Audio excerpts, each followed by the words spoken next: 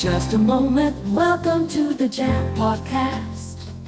Just a moment, welcome to the Jam Podcast. Just a moment, welcome to the Jam Podcast. This is the Just a Moment Podcast where we pause to reflect on life through the lens of poetry and prose.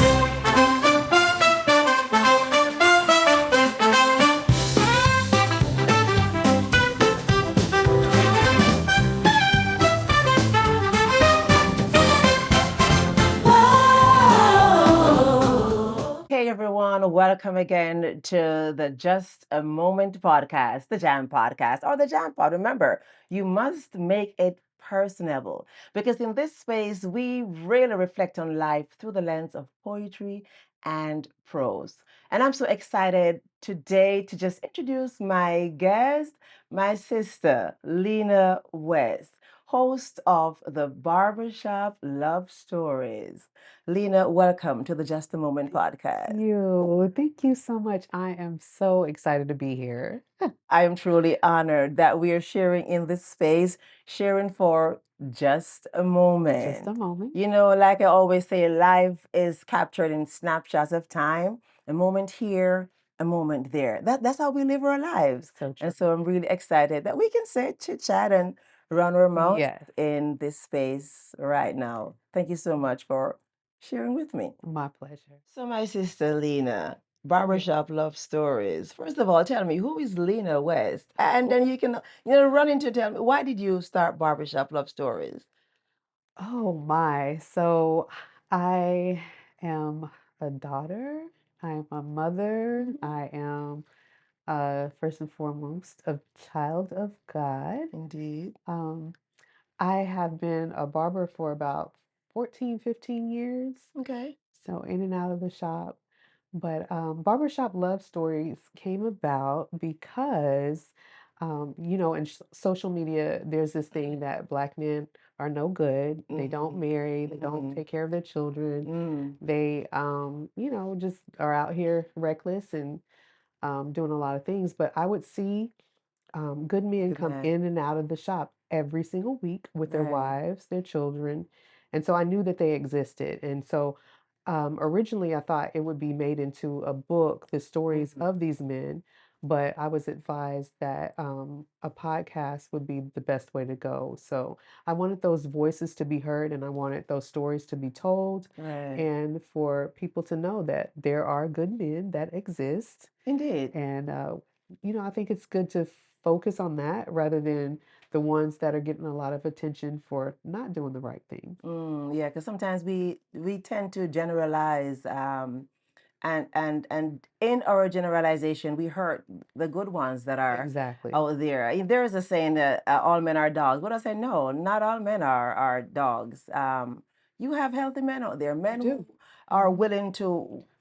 As I was saying to my nephew earlier, when we think about the love that God shows us, Mhm. there are men out there who are wanting and are willing to transfer that love Yes. to relationships, to their circles, to their circumstances. And Mhm. so, good thought for you to just highlight that no, there are good men out there and who are Mhm. willing to settle down and be good husbands and be good fathers. Exactly. But why did you get into barbering, I must ask? So I was in cosmetology school Okay. many, many years ago, and we were doing roller sets, presses, and all kinds of stuff. And I was like, I just can't see my life Oh my word. doing jerry curls all day long That is because too funny. that's what was popping in Kansas at a time and place. Mhm. And so the teacher, she was actually a barber. And so she said, well, you can still work as a barber under your cosmetology license. And Mhm. so I ran with that. I was like, I thought I was the best barber in the universe when I was in school. I didn't know anything about anything. Oh my word. Because after I came out of school, I realized and actually got into a barbershop. I was Mhm. like, oof, I can't cut an apple. Oh my word. But being around the other barbers, the more seasoned ones, I Mhm. began to pick up, the little secrets and the tricks of the trade and such. So, But did you feel how comfortable or uncomfortable were you feeling being because I was reading something on the internet and it said back in 2022 or 2023, actually, just 28% of barbers in the US were women. So when you got out there in the workspace and you recognized that you were working amongst men, more men than women, what did you feel? Did you think you probably ventured out into the wrong um, area, or did you have reservations or hesitations to I sticking it out? I didn't. I think I have always, when I think back, even in high school, my best friends, I had two best friends, and it was Derek and Carlisle. Okay. And we would go to church together. We would go to dances together. We would get in trouble Oh together. my. We even got jobs together. And so those were my brothers. And so I've always been of the fact that you can have platonic best Right. friends. I know there are a lot of people out here who may say different, that there has to be another aspect involved in that. But in my experience, I've had some really good men in my life that have sold into me. And I also spent many years in corrections. And so in Okay. corrections, Okay. I mean, that's male dominated for Right. the most part. And it was just a natural Okay, good. progression. So you didn't feel threatened or felt like your work would be minimized because you were a woman working amongst men, which is good. Which Yeah, is good. no. I mean, I've maybe had like a couple of people throughout the years that were like, I would prefer a male, but it wasn't insulting to me in any form or fashion because there Right. was enough that were comfortable with, a woman. So And it's the fine. men who came into the barber shop weren't hesitant to have you as their barber either. Not really. Now, when I would say early on, Okay. when maybe they would come in and they would get cut by somebody else and see me. Okay. So I understand that. So, Miss Lena, you talked about growing up in Kansas. So, talk about your childhood and what impact that has had, or what can you remember about your childhood days or teenager or even young adult that kind of influenced your decisions right now in terms of like becoming a barber? You mentioned that you worked in the correctional system mhm, as a correctional nurse. I think you said earlier when we talked. yes. How has your childhood years influenced the decisions you're making now in terms of the career path you have chosen? Well, my parents were married up until about 6, and then, Oh. it was just me and my mom and my siblings. That sounds so weird. I wasn't the focus. There was more. There was 5 of us, and so she raises, and we didn't have a lot of money, and so I started actually working at 14. I got my Wow. first job Oh at the my. welfare office. And Mm. so I would file papers there. It was like a summer program for kids in need. Hmm. And that gave me like a very um, kind of like an inside look into like what it's like to be an adult. Wow. And I always had money because I always worked. Right, right. I've usually worked like 2 to 3 jobs. Mm. I just now stopped working 6 to 7 days a week, Oh probably a my couple of word. months ago. So I'm trying to, enjoy that. But yeah, I just had it in my head that I wanted something that was stable. So Right. Was it I, because you saw your father left and did your father leave? I'm sorry, or did you pack? he was asked to leave. Oh, he was out. That's an interesting way to put it. Yes. Nicely. He was asked Um, to leave. yeah. But even with that being said, I mean, if he could have been more present, he definitely would have been. Okay. We would see him ever so often, and it was a great time, like, but I really got to know him at age 18 when I became an adult. Right. And so we have a very good relationship. But I I just wanted to feel secure. And so Under. I got married a week after I turned 18. Wow. Okay. I was married for about 10 years, and my ex-husband had some addiction issues, and so Mm. we divorced. But after that, I knew that I had to take care of the The kids. And kids. so I went to school for nursing first, Okay. and then I had an opportunity. I got a scholarship for cosmetology school. Wow. And so I went to cosmetology school immediately afterwards. And so after that, I think it was maybe not too long after that, I moved to Atlanta. So I've been here for about 15 or so years. But Okay. and then I just graduated barber school last year Wow, because congrats. thank you. I got tired of being illegal Oh, because technically, oh, you were doing it down the side. well, technically, you're not supposed to shave a person's face if you have a Oh, cosmetology license. okay. And so, barber school allowed me to actually do that legally. Plus, I figured that if I if I went to school, I could do what I wanted to do, Oh which my was word. eat candy, hang out with my friends, Mhm. and enjoy school again. So I had a wonderful time in barber school. I loved it, absolutely loved it. Awesome. So now you're legally able to shave someone's face. Yes, How about that? after all these years. Years, my word. Congrats again on that achievement. Thank you. And just to piggyback a little bit on growing up with just your mom and Uh-huh. your siblings, and you getting older, getting married, and 10 years later, you kind of find yourself in the same Yeah. situation where you are now a single mom. Not saying that the father of your children weren't in your life or in their lives, Mhm. but you found yourself in that same position where it's Mhm. like you're mimicking your mother again because you're the one taking care of the kids. How did that make you feel? I was angry. I was very angry for many Yeah. years. I could not believe this was happening to me. Right. And I think that the point where I began to accept the fact that it actually happened was when I became a better person and a better parent. Okay. Because once I was struggling with that anger, Mhm. it just really made things difficult in the household because I was parenting from an angry place, and that's Right. not good for anybody. Indeed. So And let me ask this question though. But what was your faith like? Did you believe, were you, what was your connection with God at that point? Were you mad at him or angry at him for allowing that to happen to you? Were you having a relationship with God, or did you have one I at did. that? So let's jump back just a little bit. Mhm. When I was 12 years old, Mhm. we went to a revival, and I remember the Mhm. preacher, he was sharing the gospel, um, and I remember thinking, I want that. And so Right. I went down there and I accepted Jesus into my heart, and Right. things immediately changed because Lachelle, if you're watching this, I despised my sister.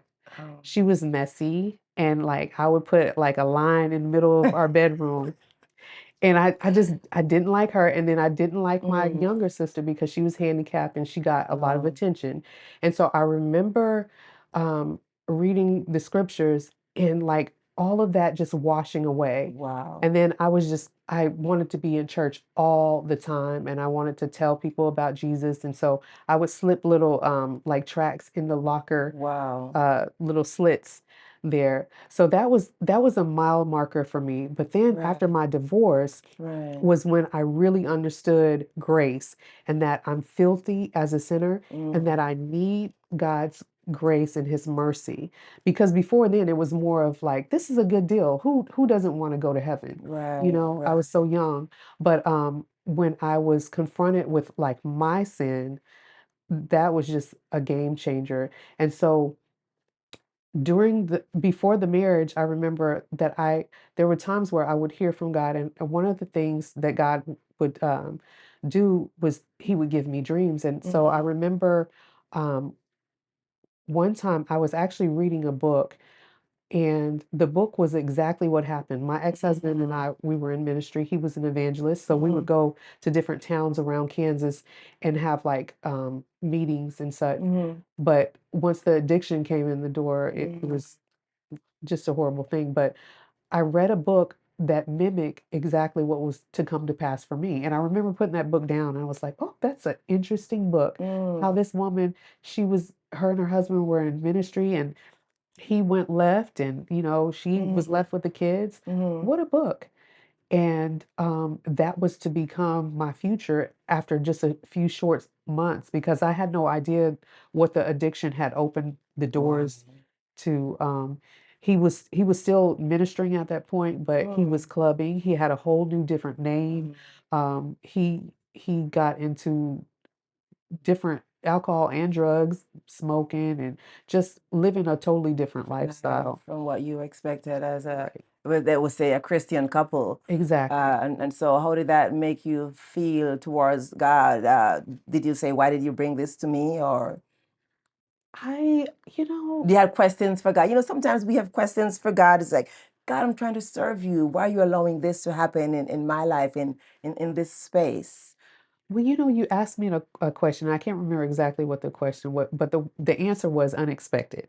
So in my head, being the good Christian girl, I thought that if I gave my life to Christ and I did the good things, that I could put a quarter in the soda machine and get the exact soda that I wanted. Right, And so the life that I was given was not what I envisioned. right. I thought it was going to be different. So I felt blindsided by God. And there was some times where I felt like um, I was a little upset because I didn't Upset. expect this. I wanted to homeschool my children, Right. raise them up to be godly children, keep them in church, and just live out my best Christian life. Christian life. And that was a little different. We all hope to have that journey, but and sometimes we recognize that the path we end up going on, and the path maybe that God has for us sometimes are not the same thing, and Yeah. we fall short.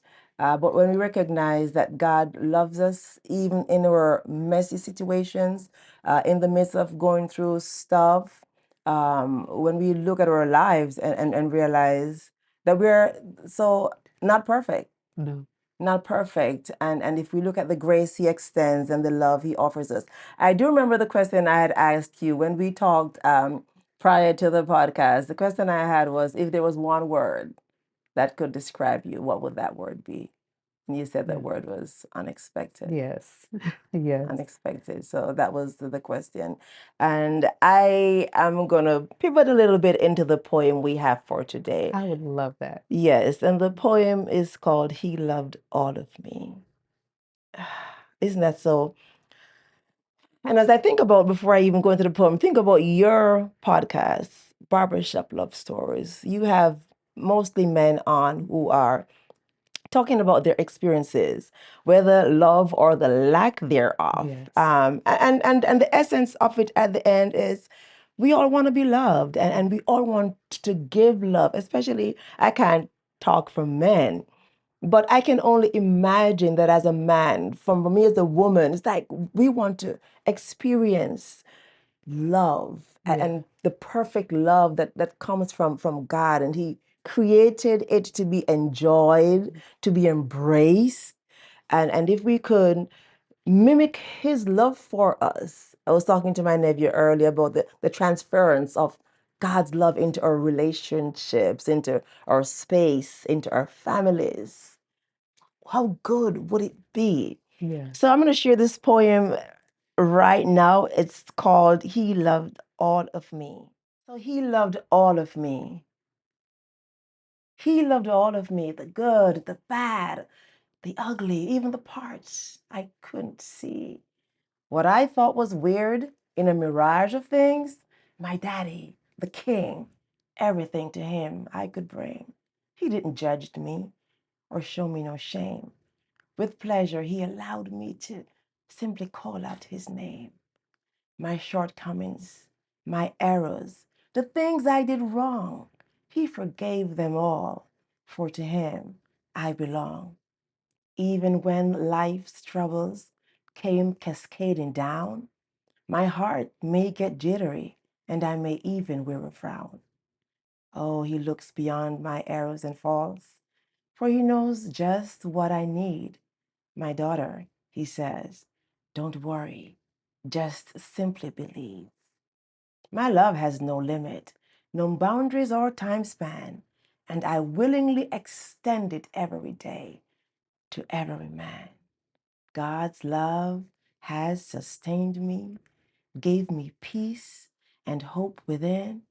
With loving arms, he holds me, and first to this love I will cling. For he loves all of me, the good, the bad, the ugly, and even the parts I cannot see. Yeah. I love that. I love that. I was speaking earlier about the mile markers, at age 12 and then in my 30s. I would say last May was another mile marker Mhm. where I really truly felt the love of God. Wow. and his mercy and his grace and intimacy, Right. because I think that was something that was missing in my walk before. And so I went through something, like I said, in May that was kind of hurtful, and it really brought me to the feet of the cross. And I changed. Like, I know I changed Yes. because I was kind of like lukewarm to a certain extent. Right, right. And so I began to like read my Bible more, like when I woke up, when I go to sleep, in the middle of the night, just praying and just communing with God and being, yeah, seeking That Him. And relationship. yeah, like really like Yeah. in love, in love. Right. You know, I always say, not to cut you off, Lena, I always say a lot of people know of God, but few people know Him. Right. Few people are willing, to be honest, to spend that time, make that sacrifice to just draw close to Him. I love to write, and I kind of penned some lyrics, and I was here in church one morning. I was watching church on the TV one morning, one Sunday, and the singer said one word, and it just pulled me. It says, "Take me behind the veil." It's like, God, take me behind the veil. You know, in the olden days where the priest would go behind the veil and commune with God on our behalf, and he would make atonement for us and that kind of thing. He was the only one who could get close enough. But now here is God, and He says, I'm available. Right. And God wants us to come behind the veil and be close and in communion with Him. Draw me close to you. Show me your word, God, as I read, as you impart this word to me. Show me your word, and show me what to do, because I want to be close Yeah. to you. I want that relationship. I want that intimacy, like you mentioned. And this is the time when we have to really draw off God's love, because He's extending it every day Really. to us. And if we can transference, again, there's that word, transfer to our relationships, whether it is a social relationship or personal relationships, family relationships, it doesn't matter what it is. We need to transfer that love so we can be whom God called us and created us to be. We can have the fulfilled lives. Yeah. And lives being fulfilled does not mean you have to be wealthy. The Bible talks about labor not to be rich. But having that wealth of knowledge of who God is and how much He really loved us, Yeah. so much. I love that you talked about the overflow, because I feel like for so many years during my walk, I tried to like work my way out of certain sins. And really, the truth was, the more intimate you are with Christ, the more that He fills you with your love, you don't want to do certain things. You Don't want want to do to certain change. things. Yes. And so one of the things that he changed about me is like my offense. I used to be very offended. If you offended me, I felt like I had to react to that. And I no longer have to do that. I can look at something and choose a different direction. Right. But Right. the love that I feel from Him, even on Valentine's Day, in the middle of the night, I was like, God, you're so good, so faithful. And I felt really, really, really, really loved, Wow. and that hadn't really happened before. But the intimacy is the key to Right. walking this thing out. So if someone says, I don't read my word, I don't go to church, I don't do certain things, then you really have to question, um, are you in a relationship with Christ? Because Right. for many years I dated Him, but I wasn't married to Him. I wasn't engaged to Him. I would flirt with Him sometimes, and I would tell people He was mine and I was His, but there wasn't any intimacy. Oh my, you just hit the nail on the head right there. We flirt with Him, and probably get engaged but not married. Don't want to be committed. Don't Right. want to put in the work. Don't want to put in the time. And that affects how we show up as individuals in relationships. Wonder why we can't be committed, why we want to date somebody based on what they have or what they can give me, what we can gain from the relationship, material stuff that really shouldn't matter. And in the end, it doesn't matter. Because I used to say, I want to see your car. Come into this kitchen and give you a cup of tea. Yeah. Can't do it. I want to see the money in the bank that you have. Go into that bed and keep you warm. Can't do it. the love. And so, is it that we're having issues more so in relationships because we're refusing to take God into that relationship with us and live have godly relationships? And with God in our hearts, in the midst, we will know how to treat the other person. We will know how to not take everything at face value, get easily offended. We will learn how to extend grace Grace. as grace has been extended to us, because all have sinned. There's no perfect person on the face of this earth. And so when you recognize that you have imperfections, Right. you will be quick to not necessarily look beyond someone's imperfection, but you work with them through it and you help them walk through it so we can have this cohesive relationship, because we already have this cohesive relationship with God as our Father. Absolutely. Oh, my word. Absolutely. Oh, my word. What are you passionate about right now? I am passionate about grace. Indeed. Grace, especially with the Barbershop Love Stories. I feel that it's a podcast that needs to be out there. Men come to the door, and they have backstories too, but they don't share that. So we don't know that, in 11th grade, a girl hurt him so bad that it trickles down, and it makes him move differently at 31, at 35, so Unresolved. unresolved. And so I feel like if people are able to see the opposite sex in a graceful manner, and we all give each other grace, then relationships will be better. Yes, and you're so right about that, because sometimes we end up, I'm going to put it this way, judging on the forefront. We judge because of what we think we see and what we think we hear, and we start making comparisons.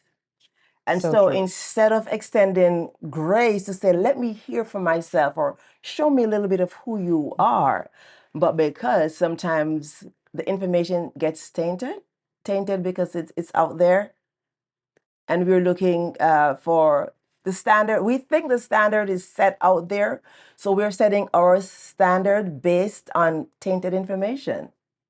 I agree. And sometimes because my friend or my buddy has this, and I'm thinking this one is showing up for that one over there like that, he should be showing up for me. But he's an individual, different fingerprints, different experiences, different hurts, and then different pains. So the way that one over there may have navigated through his hurt and his pain may not be the way the one over here is navigating through his or her pain. And so you have to allow time and grace, again, from God. There's something that I have been asking God for recently, a whole lot of discernment. Oof. Discernment is like, open my ears and my eyes and my heart space so I can see, I can walk into what you have for me, the relationships. And sometimes too, we walk in disobedience because we get into stuff God didn't tell us to get into, and we never go to Him and ask, is this what you have for me in this season? What is it you have for me? And sometimes we get impatient. We can't wait. Because God always has, He has the perfect package set aside. But because we think we want what we need now, we can't wait for what God has in store, because there's a little bit more maturing that He is doing in that person that He has for you. There's a little bit more healing that He is doing in me. So when we come together and share that love, the love of God, He has matured enough, I have healed enough, and we can talk. And sometimes, again, another thing I've noticed too is that we don't tend to, and I say we, I know we can't generalize, we're ashamed to share our story. And it is our stories that make us who we are. It is. It is. What is life without experiences? What is life without pitfalls? What is life sometimes without failure? And even the most successful businessman failed his way to success. And so if you have failed your way to this relationship and you're coming together, you have all those past experiences. You can say, oh no, I shouldn't do this because Right. this might be the result. If I do it differently this time, then I could get and this result. So yeah. Any key takeaways for the audience at this point? Um, I would just say to walk in grace, walk in grace with Walk in everybody grace. that you're around because you never know who needs, um, who really, really, truly needs your grace. I met someone a while back and they kind of caught me off guard on how they moved and who they were as a person. And thankfully, at that point, I was a little bit more graceful and I was able to um, just not really think about, um, oh, I don't feel good about this situation. Well, they were moving the way they were moving because of the past that they had. So, yeah, I just had like more grace and come to find out the way that I thought it was wasn't the way that it really truly was. And so, yeah, just for people to have more grace. Yeah, walk in God's grace because He extends His grace to us. I always say sometimes if our errors were shown on the screen, Oh, yeah, if our sins were revealed and recognize that God loves all of us yeah.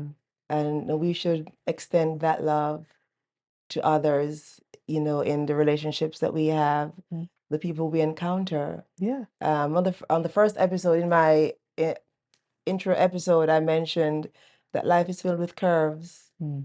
and you mentioned offering grace, and I said today might just be your day to walk somebody around their curve, because you don't know who may have to walk you around yours. Exactly. And so as we extend grace and we receive grace, we walk in God's love and in God's peace, in God's mercy Yes. daily. Miss Lena, I'm so grateful that you took the time to chit chat with me for just a moment Just a moment. on the Just a Moment podcast, the Jam Pod. Yes. Make it you. personable. I always say I'm grateful that God would see fit. Is there any last word you want to share with our audience? How can they reach you actually? They can reach me on YouTube, Barbershop Love Stories, TikTok, Barbershop Love Stories, Instagram, the same. I should pull up my MySpace from 2008, but I'm gonna leave that be. You know, I also have a Black Planet, but Okay, that's no, I'm just kidding. That's over with. Yeah. yeah. So guess what, Jambad family? I want you to support my sister. Check out her Definitely. podcast, Barbershop Love Stories. We all love a good story, but we're chasing after love in this season. Well, thank you once again for vibing with me on the Just a Moment podcast. I will see you next Tuesday, same place, same time. Hey, don't forget to subscribe and hit the notification bell so you can be notified when new episodes are available. Remember, missed moments can never be recaptured or retrieved. So guess what? Take a hold of your moments. I am taking a hold of mine. And don't forget to put God first in all that you do. Be good to yourself and be true to who you are. See you next time on the Just a Moment podcast. Just a moment, welcome to the Jam Podcast. Just a moment, welcome to the Jam Podcast. Just a moment, welcome to the Jam Podcast. This is the Just a Moment podcast where we pause to reflect on life through the lens of poetry and prose.